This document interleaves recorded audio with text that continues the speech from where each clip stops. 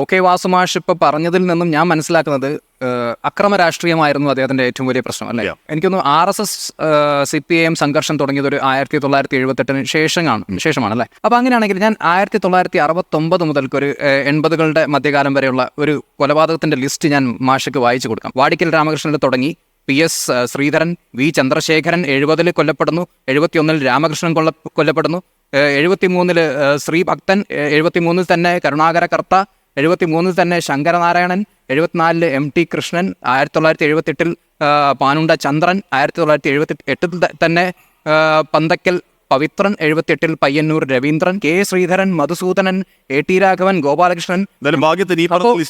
ഇത് എഴുതിയെടുക്കാൻ തന്നെ എനിക്ക് കുറെ ടൈം എടുത്തു. പക്ഷേ എനിക്ക് ഓർമ്മിച്ച് വെക്കാൻ പറ്റില്ല. അതുകൊണ്ടാണ് ഈ ലിസ്റ്റ് വിരാമമാണ്. അപ്പോൾ വീണ്ടും പഴയ ലിസ്റ്റിലേക്ക് പോകേണ്ടതുണ്ടോ? ഇത് കണ്ടിന്യൂസ് ആണല്ലോ, ഇപ്പോഴും അവസാനിച്ചിട്ടില്ല. ഓൾമോസ്റ്റ് ഒരു എന്ന് പറഞ്ഞു കഴിഞ്ഞാൽ RSSന്റെ വളർച്ചയാണ് അവിടെ ഇതിന് തടയിടുന്നു. അല്ല, മിഥുൻ വിജയകുമാർ എന്ന് പറഞ്ഞു കഴിഞ്ഞാൽ അവിടുത്തെ നേതൃത്വം ഇനി ഞങ്ങളുടെ കൂട്ടത്തിൽ ആരും കൊല്ലപ്പെടരുതെന്ന് എപ്പോൾ തീരുമാനിച്ചോ അപ്പോൾ അവസാനിച്ചു.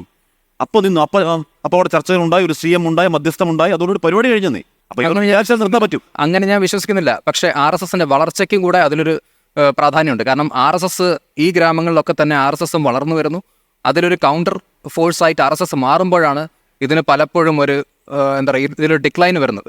ആ ഡിക്ലൈൻ നമുക്ക് തീർച്ചയായും കാണാൻ പറ്റും. RSSന്റെ ഗ്രോത്തും ഈ പറയുന്ന പൊളിറ്റിക്കൽ മർഡേഴ്സിന്റെ ഡിക്ലൈനും ഏകദേശം ഒരേ സമയത്താണ് പോയിക്കൊണ്ടിരിക്കുന്നത്. അപ്പോൾ ഇതിൽ ചോദിച്ചത് ഇപ്പം KT ജയകൃഷ്ണനെ, അതിന്റെ സത്ത KT ജയകൃഷ്ണനെ കൊന്ന ഒരു പാർട്ടിയിലേക്ക് മനസാക്ഷിക്കുത്തില്ല താങ്കൾക്ക് എങ്ങനെ പോകാൻ കഴിഞ്ഞു എന്നതാണ് അദ്ദേഹത്തിന്റെ ചോദ്യത്തിന്റെ സത്ത. അത് എന്നെ അയച്ചതാണല്ലോ. ഞങ്ങളൊക്കെ അടിച്ച് മർദ്ദിച്ച് പുറത്താക്കി അയച്ചതല്ലേ. ഈ പറയുന്നത് ഒരു പക്ഷേ KT ജയകൃഷ്ണൻ മാഷയുടെ ആത്മാവിന് കേൾക്കാനുള്ള കഴിവുണ്ടെങ്കിൽ OK വാസു മാഷോട് ക്ഷമിക്കട്ടെ എന്ന് ഞാൻ പറഞ്ഞു. KT ജയകൃഷ്ണൻ എന്റെ കൂടെ ഉണ്ട്. KT ജയകൃഷ്ണൻ ഐഡിയോളജിയിൽ വിശ്വസിച്ചിരുന്ന ആളാണ്. അന്ന് KT ഉണ്ടായിരുന്നെങ്കിൽ OK വാസു ചിലപ്പോൾ CPM ഉണ്ടാവുമായിരുന്നു. KT ജയകൃഷ്ണൻ എന്ന് പറയുന്ന വ്യക്തി ഐഡിയോളജിയിൽ വിശ്വസിച്ചിരുന്ന ആളാണ്.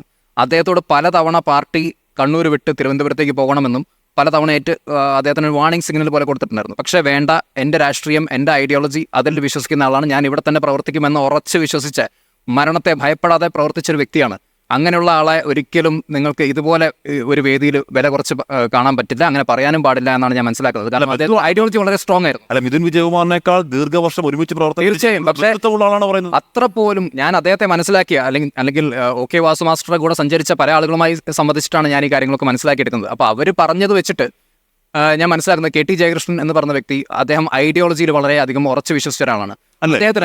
അദ്ദേഹത്തിന് ഐഡിയോളജി വിട്ടൊരു കളിയില്ല. KT ജയകൃഷ്ണ മാസ്റ്റർക്ക് ഐഡിയോളജി എന്ന് പറയുന്നത് ഒരു വലിയ സംഭവമായിരുന്നു. അപ്പോൾ അങ്ങനെ വലിയ സംഭവമായിരുന്ന ഒരാൾ താങ്കളോട് CPM കൊടുക്കും. ഇല്ല, ഐഡിയോളജി എന്ന് പറയുന്നത് ജീവിതാവസാനം വരെ കൊണ്ട് നടക്കേണ്ട കാര്യമൊന്നുമില്ലല്ലോ. ഐഡിയോളജിയിൽ വിശ്വസിച്ച ആൾക്കാർ, ഈ പറയുന്ന ഐഡിയോളജി എത്ര ആൾക്കാർ പിരിഞ്ഞു പോയിട്ടുണ്ട്, വലിയ ഉത്തരവാദപ്പെട്ട ആൾക്കാർ. അപ്പം അത് ഐഡിയോളജി ആയിട്ട് ബന്ധപ്പെടുത്തേണ്ട ആവശ്യമില്ല. ഈ KT ജയകൃഷ്ണൻ്റെ സംഭവത്തിൽ പിന്നെ എനിക്കറിയാലോ, ഞാനറിയുന്ന പോലെ ഇദ്ദേഹം അറിയില്ലല്ലോ.